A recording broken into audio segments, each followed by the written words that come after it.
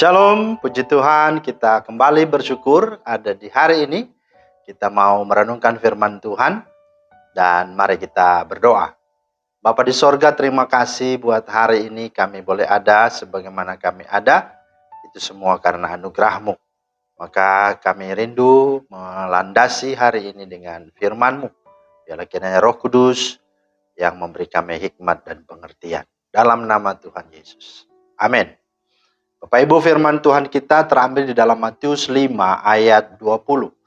Maka aku berkata kepadamu, jika hidup keagamaanmu tidak lebih benar daripada hidup keagamaan ahli-ahli Taurat dan orang-orang Farisi, sesungguhnya kamu tidak akan masuk ke dalam kerajaan sorga. Itulah firman Tuhan yang menjadi dasar renungan kita pada hari ini. Nah, tema hari ini adalah harus lebih benar. Itulah tema kita pada hari ini. Nah, Bapak Ibu, konteks dalam bacaan yang kita sudah dengar tadi itu berkisar tentang teguran Kristus Yesus kepada ahli Taurat dan orang-orang Farisi. Nah, siapakah mereka? Nah, ahli Taurat adalah para cendekiawan Yahudi yang mempelajari dan menafsirkan hukum Taurat secara dalam dan teliti. Mereka inilah yang mengajarkan hukum Taurat kepada orang-orang Yahudi.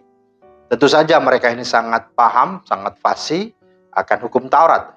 Bahkan bisa dikatakan mereka hafal hukum Taurat itu di luar kepala, ya, alias katam.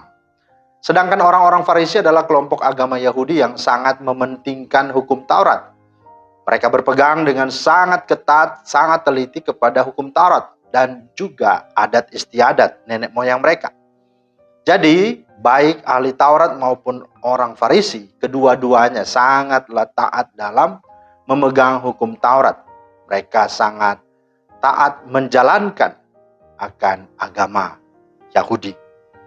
Nah, lalu pertanyaannya, mengapa Tuhan Yesus mengatakan jika hidup keagamaanmu tidak lebih benar daripada hidup keagamaan ahli-ahli Taurat dan orang-orang Farisi, sesungguhnya kamu tidak akan masuk ke dalam kerajaan sorga. Apa maksudnya?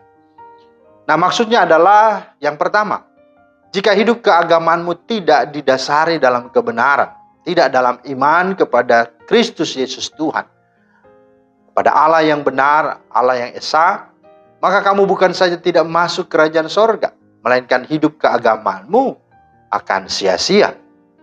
Kamu tidak akan pernah memahami segala pikiran-pikiran Allah. Nah, yang kedua, mengapa Tuhan Yesus mengatakan jika hidup keagamaanmu tidak lebih benar daripada hidup keagamaan ahli-ahli Taurat dan orang-orang Farisi? Apa maksudnya?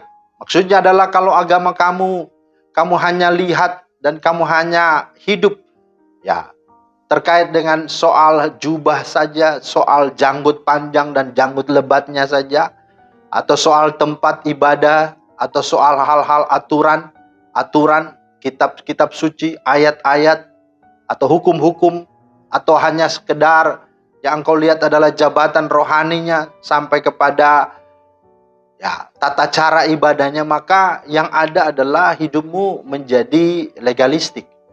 Hidupnya menjadi fanatisme. Kau akan menjadi orang yang kaku dan engkau akan hidup beragama dengan penuh ketakutan. Karena semua itu akan mendikte dan menyandera kamu dalam beribadah. Nah, yang ketiga, mengapa Tuhan Yesus mengatakan jika hidup keagamaanmu tidak lebih benar daripada hidup keagamaan ahli Taurat dan orang Farisi? Maksudnya adalah kalau kehidupan keagamaan kita hanya, ya, teori saja, omong-omong saja, ya, hanya pencitraan, tidak dalam pengenalan yang benar akan Allah, dan tidak ada pengalaman iman dengannya, maka hidup beragamamu akan serasa hambar, akan tawar dan garing. Dan itu artinya tidak ada faedahnya. Dan yang keempat, mengapa Tuhan Yesus mengatakan jika hidup keagamaanmu tidak lebih benar daripada hidup keagamaan ahli-ahli Taurat dan orang Farisi?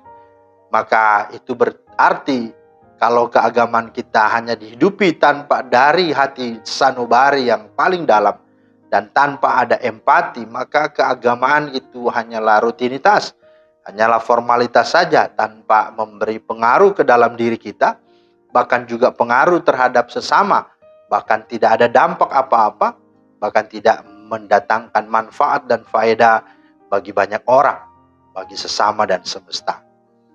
Karena itu Bapak Ibu Saudara, kalau mau mengalami kerajaan sorga dalam hidup kita, memang dikatakan kita hanya beriman kepada Kristus Yesus Tuhan. Tapi biarlah hidup keagamaan kita harus lebih benar. Kiranya Tuhan memberkati. Amin. Terima kasih Tuhan atas firman-Mu, kami bersyukur. Biarlah Tuhan tolong kami, supaya kami sungguh hidup benar dalam menjalankan setiap perintah-perintah-Mu. Sehingga itu semua kami lakukan di atas dasar kasih, cinta kepadamu. Di dalam nama Tuhan Yesus kami berdoa. Amin. Terima kasih Bapak Ibu. Demikianlah firman Tuhan hari ini. Kiranya menjadi berkat. Tuhan Yesus memberkati. Shalom.